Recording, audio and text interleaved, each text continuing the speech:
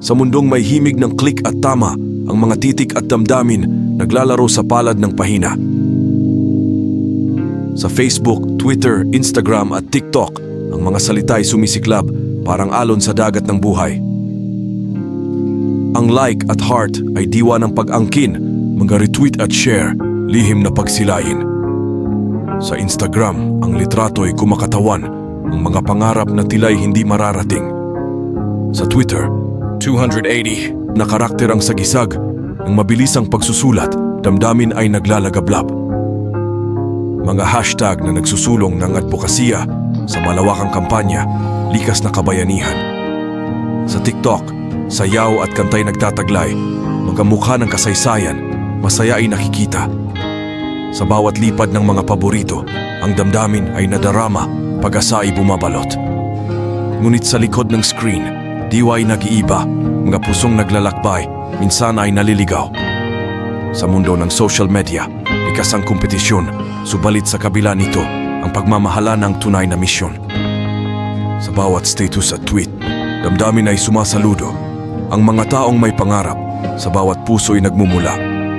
Sa mundong ito ng virtual na gunita, ang mga tula ay sumasalamin sa kakaibang realidad ng social media. Sa mundong abot tanaw ng mga mata ng followers, ang buhay ay isang alon, palaging sumusubok. Mga reaksyon at komento ay nagiging batayan. Ang halaga ng bawat salita, tila'y walang kapantay. Sa mga DM at private messages, mga lihim ay bumabalot, pagmamahal at pangarap sa mga pahinang iyon inilalabas.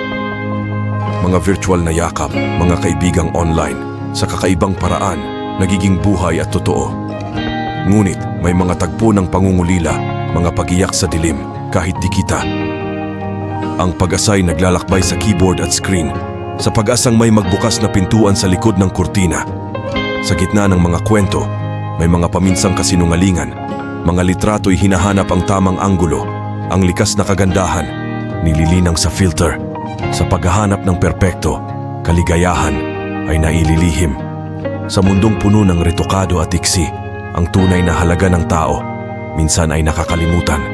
Sa dami ng likes at followers, diwa ay nabubura, ang puso at kaluluwa ay humahanap ng mas matibay na daan.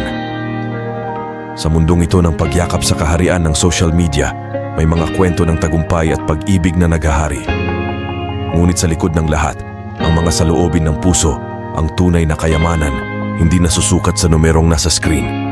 Ang tunay na halaga, hindi nasusukat sa bilang ng followers, kundi sa puso at diwa ng bawat nilalang na naglalakbay sa mundong ito.